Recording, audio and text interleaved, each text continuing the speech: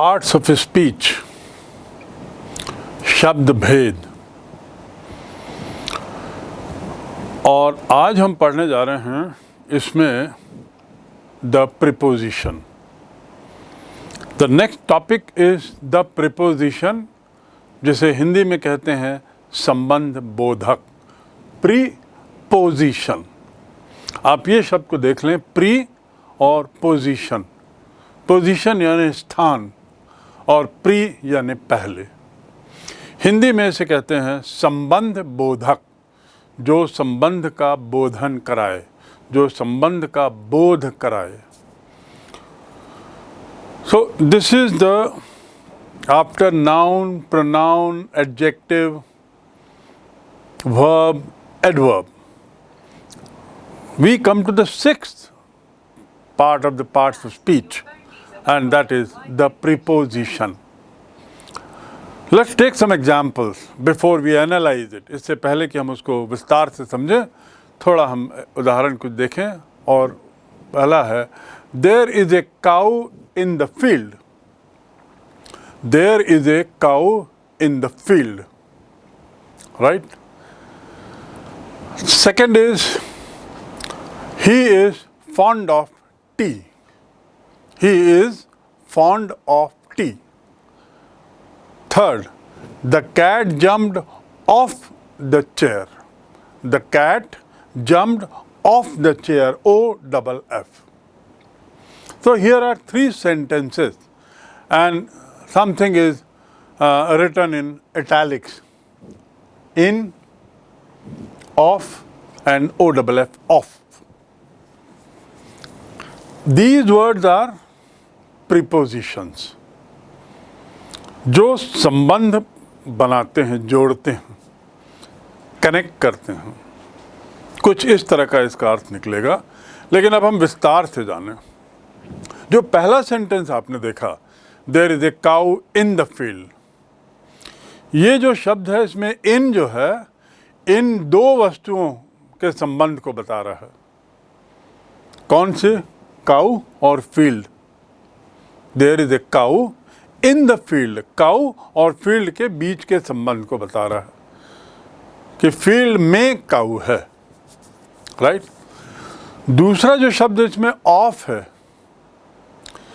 ये fond, fond मतलब प्यारा, फॉन्ड मतलब प्यारा, पसंदीदा, पसंदीदा, पसंद आना।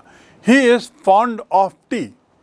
तो ये फॉन्ड विशेषण का है, उसकी विशेषता और टी के संबंध को, यानी विशेषण और संज्ञा के संबंध को बता रहा है। पहले में संज्ञा और संज्ञा के संबंध को बता रहा था, दूसरे में विशेषता, विशेषण और संज्ञा के संबंध को बता रहा है, फॉन्ड ऑफ टी, ऑफ शब्द जो है। और तीसरे में जो O-double-F ऑफ है, jumped off the chair, the cat jumped off the chair. इसमें क्या हो रहा है? इसमें ऑफ शब्द है, जो जम्प्ड, जो क्रिया है, क्रिया का संबंध कुर्सी से बता रहा है। पहले में संज्ञा का संबंध, दो संज्ञाएं, संज्ञा का संबंध संज्ञा से, दूसरे में विशेषण का संबंध संज्ञा से, और तीसरे में क्रिया का संबंध संज्ञा से। तो ये संबंध बता रहा, एक दूसरे के रिलेशन बता रहा। रिलेशन में ये बता रहा है कि मैदान में गाय है, चाय पसंद है, पसंदगी, पसंदीदा, पसंद और चाय के बीच में संबंध बता रहा है। क्रिया जंप, कूदना, और कुर्सी के बीच में संबंध बता रहा है। तो ये जो इन, ऑफ और O-double-F ऑफ हैं, ये क्या कहलाते हैं? संबंध बोधक शब्द, क्योंकि ये संबंध बता रहे हैं, they are relating to each other, संबंध कर रहे हैं, इसलिए क्या कहलाते हैं? संबंध बोधक। और अंग्रेजी में प्रीपोजिशन। अब प्रीपोजिशन क्यों इसे बोलते हैं अंग्रेजी में? संबंध बोधक क्यों है, ये तो आप समझ गए। प्रीपोजिशन क्यों बोलते हैं? या हम पहले संबंध बोधक समझ लें, वो शब्द जो संज्ञा या सर्वनाम से पहले जिसका उपयोग होता है और संज्ञा या सर्वनाम द्वारा संकेतिक का संबंध बताता है। संज्ञा सर्वनाम या क्रिया के साथ इसका संबंध बताता है, उसे हम संबंध बोधक कहते हैं। याद रखेंगे, इनका उपयोग संज्ञा या सर्वनाम से पहले होता है, राइट। तो ये हुई संबंध बोधक की परिभाषा।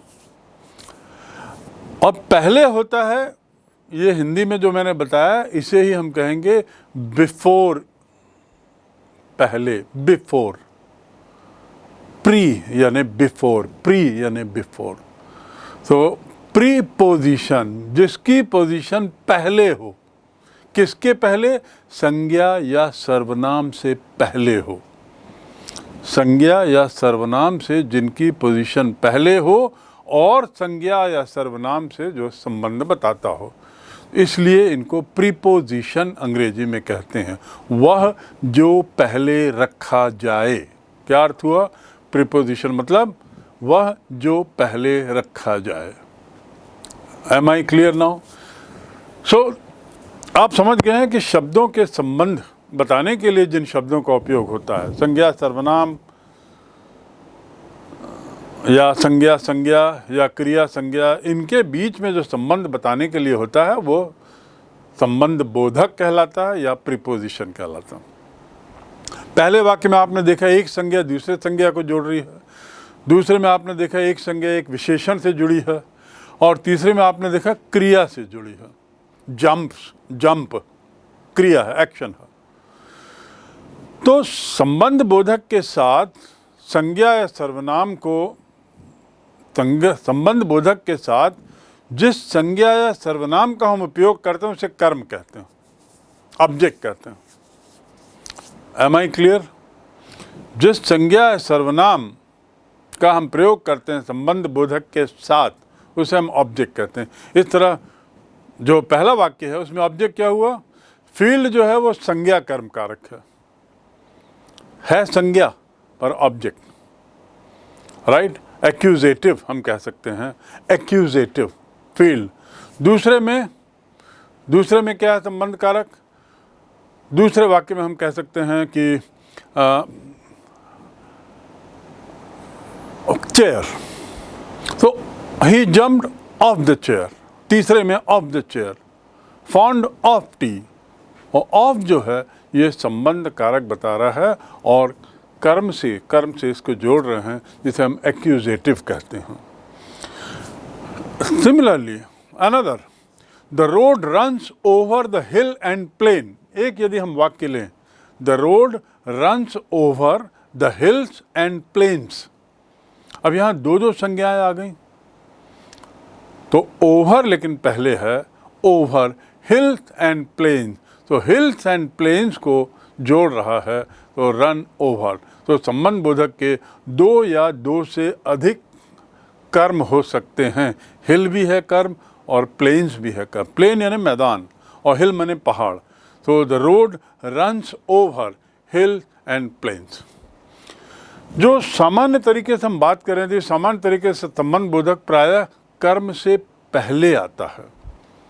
ये चीज़ आपको समझनी, किससे पहले आता है? कर्म से पहले आता है, पर कभी कभी बाद में भी आता है, लेकिन नॉर्मली कर्म से पहले आता है। जैसे यहाँ आपने देखा over hill and plain, fond of tea, in the field, so it is coming before accusative case.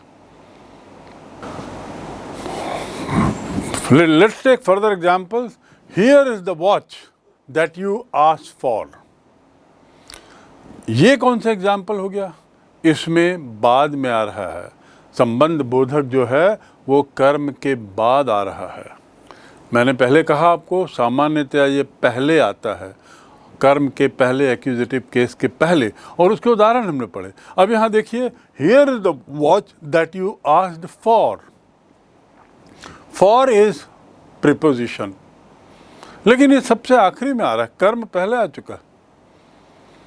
That is the boy I was speaking of. That is the boy I was speaking of. Boy और of बाद में आया। What are you looking for? Looking क्रिया है, क्रिया के पहले आना चाहिए, पर ये बाद में आ रहा है। Looking for, what are you looking for, what are you thinking of. So generally preposition comes before, but there are examples where it comes afterward also. Is it clear? Now for, from, in, ये कालवाचक स्थानवाचक संज्ञाओं से पहले ये कई बार ये लुप्त हो जाते हैं, गायब हो जाते हैं, इसे हाइड कर देते हैं, जिसे हम बोलेंगे हाइड कर दिया जाता है। We did it last week. We did it last week. इसमें कौन सा प्रीपोजिशन गायब है? बिना प्रीपोजिशन के कैसे बन रहा है वाक्य? कोई सा एक प्रीपोजिशन को हमने हाइड कर दिया। We did it last week. We did it in last week.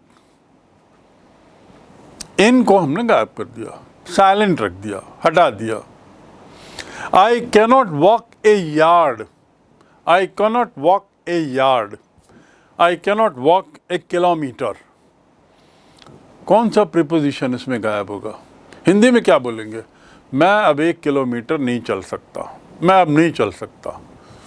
तो यहाँ तो कोई ऐसे संबंध, लेकिन अंग्रेजी में for a kilometre, I can not walk for a kilometre, for. Wait a minute, कौन सा प्रीपोजिशन यहाँ हाइड किया? Wait for a minute. तो कई बार हम प्रीपोजिशंस को गायब कर देते हैं, हटा देते हैं अपने कन्वीनियंस के लिए, और मीनिंग वही रहता है। सिंपल प्रीपोजिशंस, अभी तक जो हमने देखा, for, of, in, on, over, ये सब सिंपल प्रीपोजिशन थे, बड़े सादे। Out, in, over, for, they were simple preposition, जैसा शब्दों को देखकर ही लगता। अब थोड़ा सा कंपाउंड प्रीपोजिशन भी होते हैं, which are little longer and they carry more than one word within it. एक से ज़्यादा शब्द ये अपने में लिए हुए हैं, समाहित किए हुए हैं, तो उनको कहते हैं कंपाउंड प्रीपोजिशन या संयुक्त संबोधक। किसी संज्ञा विशेषण या क्रिया विशेषण में कोई संबंध लगाने से बन जाते हैं। ये जो कंपाउंड जो हैं, इसको किसी क्रिया में लगा दो, किसी विशेषण में लगा दो, या किसी सर्वनाम में लगा दो, तो संयुक्त संबंध बोधक बन जाते हैं। वो कौन से वर्ड हैं जिनको हम जोड़ दें संज्ञा में, सर्वनाम में या क्रिया में? सामान्यतः वो वर्ड हैं ए या BEB, ए या BEB। ए जोड़ने से कैसे बनता है? About, above, across, along, among. ये ए के जोड़ने से संयुक्त कंपाउंड बन गया और ये डबल सिलेबल हो गया। अबाउट, अलोंग, अमंग, राइट, संयुक्त। बी ई को जोड़ के कैसे? Before, beyond, beside, between, inside, outside, with in, without, ये कंपाउंड के एग्जाम्पल हैं। Next is phrase preposition. अंग्रेजी में सबसे ज़्यादा जो उपयोग होता है, वाक्य बनते हैं, वो फ्रेज प्रीपोजिशन से। हर क्रिया के साथ सिंपल प्रीपोजिशन जितने हैं उनको जोड़ के आप नए अर्थ बना सकते हैं। मैं फिर से दोहरा दूं, हर क्रिया, आप एक क्रिया लीजिए जैसे go, go over, go on, go out, go up, go down, go at. Go का मीनिंग होता है जाना, लेकिन देखिए गो डाउन का कुछ और अर्थ है, गो अप, गो एट, इन सब के अलग अलग अर्थ हैं। गेट को लीजिए, बहुत कॉमन यूज़ होता है गेट का। गेट अप, गेट मतलब पाना, गेट अप उठना, गेट डाउन उतर जाना, गेट ऑन जारी रखना, गेट ओवर उबर जाना, गेट आउट बाहर निकल जाना। प्रीपोजिशन लगाकर, सिंपल प्रीपोजिशन की बात कर रहा हूँ, सिंपल प्रीपोजिशन लगाकर आप एक वर्ब के कई वर्ब बना सकते हैं, एक वर्ब वर्ड के कई अर्थ बना सकते हैं। लेकिन हाँ, प्रीपोजिशन अलग अलग रहेगा तो अलग अलग अर्थ होंगे। फॉर एग्जाम्पल, जिसे हम कहते हैं, इनको क्या कहते हैं? Phrase preposition. What are they called? Phrase preposition. According to, along with, away from, because of, by means of, by virtue of, etc., etc. In spite of, instead of, in course of, in front of, in order to do well, I am working hard. In course of my discussion, he disclosed to me this fact. He was away from Raipur for so many years. By virtue of his hard work, he came first. By way of gift, I gave him a watch. By way of a gift, एक gift के रूप में मैंने, by way of, यहाँ वे का अर्थ होता है जाना, पर यहाँ नहीं है। by way of मतलब के स्थान, के लिए, की तरह, घड़ी की गिफ्ट की तरह मैंने उसे दिया। बिकॉज ऑफ, के कारण, बिकॉज के बाद हमेशा ऑफ आएगा। Because of, by dint of, according to, ये वे शब्द हैं, अब अभी ख्याल रखेंगे, ये वे शब्द हैं, वे फ्रेज हैं जिसमें जो लिखा हुआ है वही होगा। अकॉर्डिंग के बाद अकॉर्डिंग फ्रॉम नहीं आता, अकॉर्डिंग इन नहीं आता, अकॉर्डिंग आउट नहीं आता, अकॉर्डिंग के बाद हमेशा टू ही आएगा, ये याद रखना है आपको।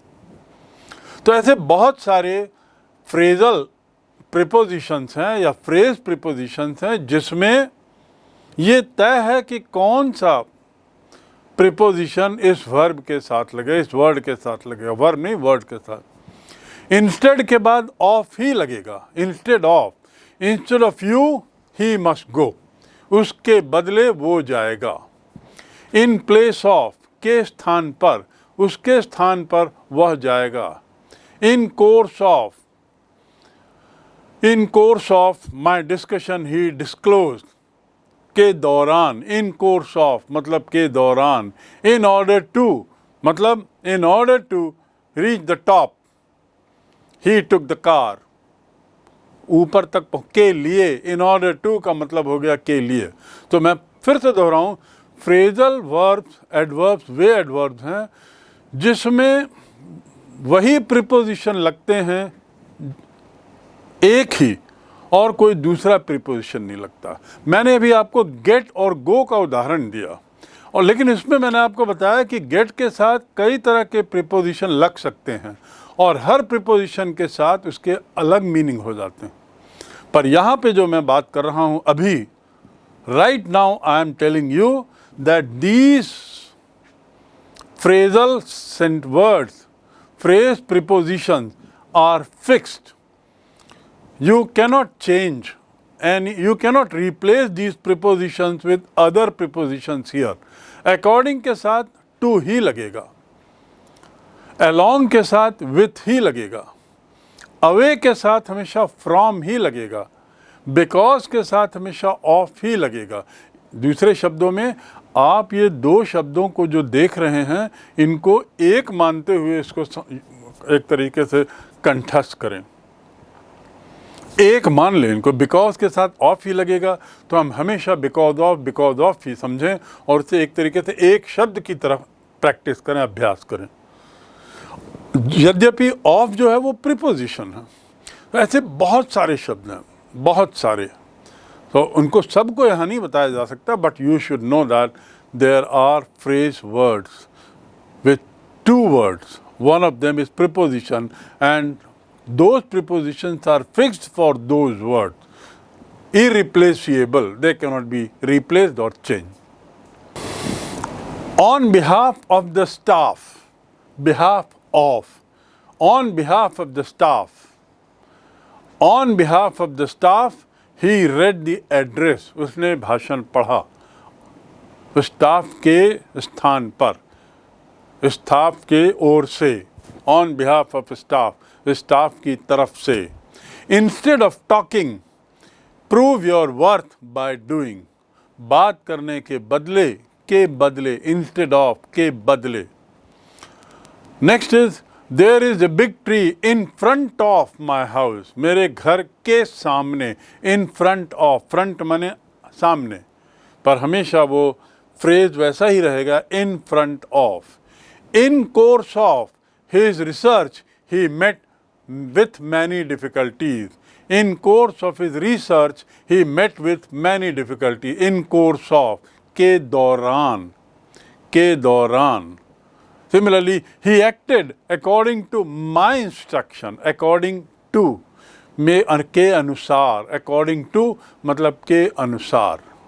So, this way the line will go on, the information will go on, but then that you develop with the passage of time. What you need to understand is that these are phrase prepositions whose position is fixed. Only those prepositions can come with these words and having a single meaning, singular meaning. Preposition या संबंध बोधक, इसके बारे में बात करते हुए हम अगले बिंदु पर आते हैं. We come to the next point of preposition. There is a set of words which have ing at the end of each word, ing. And by adding this ing, we use them as preposition, those words, because they connect the two, क्योंकि वो संबंध बना देते हैं, और चूंकि संबंध बोधक हो जाते हैं, इसलिए इन शब्दों को हम प्रीपोजिशन कहते हैं. उदाहरण के लिए ऐसे शब्दों में जो बहुत ज़्यादा उपयोग जिनका होता है, मैं केवल उन्हीं की बात करूंगा, अन्यथा ऐसे तो बहुत सारे शब्द हैं. 3 शब्द बहुत ज़्यादा उपयोग होते हैं. एक तो है बारिंग, BARRING. बारिंग मतलब क्या होता है? बारिंग मीन्स एक्सेप्टिंग, अपार्ट फ्रॉम, के अलावा, अपार्ट फ्रॉम, इसको छोड़ दे तो, इसको छोड़कर. Barring accident, the mail will arrive tomorrow. Barring accident, the mail will arrive tomorrow. इसको छोड़ दें, इस बात को, इसकी चर्चा ना करें तो मेल कल पहुंच जाएगी. बारिंग एक्सीडेंट. दूसरा है कंसर्निंग. कंसर्निंग मतलब about. I am talking about it. Concerning this matter, about this matter, इस विषय के बारे में. अबाउट माने के बारे में. I am talking about my life, मैं अपने जीवन के बारे में बात कर रहा हूँ. अबाउट. रिमेंबर, अबाउट और अबव दोनों में अंतर है. अबव यानी ऊपर, और अबाउट माने के बारे में, ABOUT, about. So concerning, ING. Concern माने चिंता, कंसर्न माने चिंता. कंसर्निंग से संबंधित, से संबंधित. अबाउट के बारे में. Yesterday's fire, yesterday's fire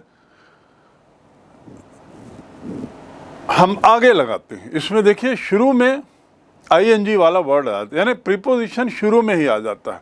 concerning yesterday's fire there are many rumours.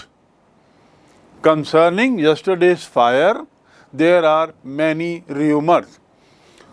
हम और भी दूसरे तरीके से बोलें, about yesterday's fire there are many rumours. Rumour मतलब, रूमर का अर्थ होता है अफवाह. रूमर का अर्थ होता है अफवाह. बहुत सारे, कल के फायर के बारे में, कल के फायर आग के बाबत बहुत सारी अफवाहें हैं. So barring and concerning. And third common word which we very much often use is considering. Considering means taking into account, इसको ध्यान में रखते हुए. कंसिडरिंग का अर्थ होता है इसको ध्यान में रखते हुए. Considering the quality, the price is very high. Considering the quality, the price is very high. आप बाजार जाते हैं एक सामान खरीदने के लिए, उसकी कीमत बहुत ज़्यादा दिखती है. आप अपने मित्र से पूछते हैं ये कैसा है, ठीक लग रहा है क्या? मार्केट में तो 300 में मिलता है, ये 500 रुपये में मिल रहा है, इज़ इट ओके? आपका फ्रेंड बोलेगा कि इसकी क्वालिटी को देखते हुए कीमत ज़्यादा लग रही है. तो इसकी क्वालिटी को देखते हुए के लिए इतना लंबा जो है उसके लिए है considering. Considering the quality, the price is very high. तीनों शब्दों में आईएनजी लगा है. तीनों और सामान्यतः आईएनजी जो हम लगाते हैं तो वो टेंस में लगाते हैं, सामान्यतः टेंस में. कई बार उसको नाउन बनाने के लिए लगाते हैं. एक क्रिया को, एक्शन को नाउन बनाने के लिए, जैसे स्लीप से sleeping. Sleeping is good, sleeping is good. वहाँ आईएनजी लगा है पर वहाँ वो नाउन है. यहाँ पर क्या हुआ? यहाँ पर कंसिडरिंग का अर्थ कोई क्रिया का रूप नहीं है. किसी क्रिया के बारे में चर्चा नहीं हो रही है, किसी संज्ञा के बारे में चर्चा नहीं हो रही है, बल्कि ये बिल्कुल अलग शब्द है. Concerning the fire, concerning the quality, the price is very high. Considering the quality, considering the quality, the price is very high. Concerning the fire, there are many rumors. अब आप समझ गए. और ये तीन शब्द बहुत काम के हैं, बहुत बार बार इसका उपयोग होता है. So remember these three prepositions which are used beforehand. ऐसे ही during, एक और word during. During summers, the animals move away to colder regions. During summer, वहाँ आईएनजी लगाने से ड्यूर, DUR कोई अलग शब्द नहीं है जिसमें आईएनजी जुड़ गया है ना. ड्यूरिंग एक ही वर्ड है. DUR उसमें आईएनजी जुड़ा है ऐसा ना सोचें. तो ड्यूरिंग समर, गर्मी में जानवर ठंडी जगह चले जाते हैं. During summer animals move to colder places. तो ये ड्यूरिंग हो गया. Right. Regarding, another word, regarding के संबंध में. Regarding his health, regarding his health I have nothing good to say. उसके स्वास्थ्य के बारे में मुझे कुछ अच्छा कहने लायक नहीं है, मेरे पास कुछ अच्छा कहने लायक नहीं है. Regarding his health I have nothing good to say, nothing good to say. So this is how ing is there in few of these words, and these words are also used as preposition but not after the kriya or anything, but right at the beginning. Now let's see few sentences. You have to identify preposition, and you have to tell that this preposition is used in respect of which word, in respect to which word. निम्नलिखित इन वाक्यों में संबंध बोधक देखो कौन से हैं और बताएं कि ये किस शब्द को नियंत्रित कर रहे हैं. For example, little Jack Horner sat in a corner. Little Jack Horner sat in a corner. अब यहाँ पर क्या शब्द है? Little Jack Horner sat in a corner. Preposition क्या है? In. किसके लिए यूज हो रहा है? Sat in a corner. तो किसके संबंध है? Corner से. Right? Next is old mother Hubbard. She went into a cupboard. Old mother Hubbard. She went into a cupboard. Into संबंध बोधक, cupboard. उसके लिए यूज हो रहा। The lion and the unicorn fought for the crown. The lion and unicorn fought for the crown. And है क्या preposition? नहीं, and दो शब्दों को जोड़ रहा है, लायन एंड यूनिकॉर्न, इनको। दूसरा कौन सा शब्द आपको लगता है? फॉर द क्राउन, के लिए, क्राउन के लिए। Fought, fight, fought, fought, crown के लिए लड़ रहे हैं। Humpty Dumpty sat on a wall. Humpty Dumpty sat on a wall. On a wall. On is again preposition. On a wall. So this is again a preposition, and it is connected to what word? On a wall. Right? Next is, she sat by the fire. She sat by the fire and told me a tale. कौन सा शब्द? देखिए, to sit माने बैठना। She sat by the fire, आग के बाजू में बैठी और उसने मुझे एक कहानी सुनाई। टेल, स्पेलिंग देखिए, TALE, टेल यानी कहानी, टेल यानी किस्सा। और एक टेल होता है TAIL, टेल का मतलब पूंछ। जानवरों की जो पूंछ होती है उसको टेल बोलते हैं, लेकिन उसकी स्पेलिंग है TAIL। और एक होता है टेल, थोड़ा सा खींच के बोलना पड़ता है, टेल। टेल माने बताना, वो एक क्रिया है। डू टेल यानी बताना, tell, told, told. Don't tell me that you are doing something right. मुझे मत बताओ कि तुम कुछ सही कर रहे हो। Don't tell me, don't tell me, मुझे मत समझाओ, मुझे मत बताओ। ऐसा झड़क के जब बोलना होता है तो हम टेल का उपयोग बहुत बार कर, डोंट टेल मी। तो टेल, टेल, टेल, तीन शब्द हो गए, थोड़ा सा उच्चारण का अंतर, थोड़ा स्पेलिंग का अंतर। And let's do the last one. Rain, rain, go to Spain and never come back again. Rain, rain, go to Spain and never come back again. Which one is preposition? To Spain.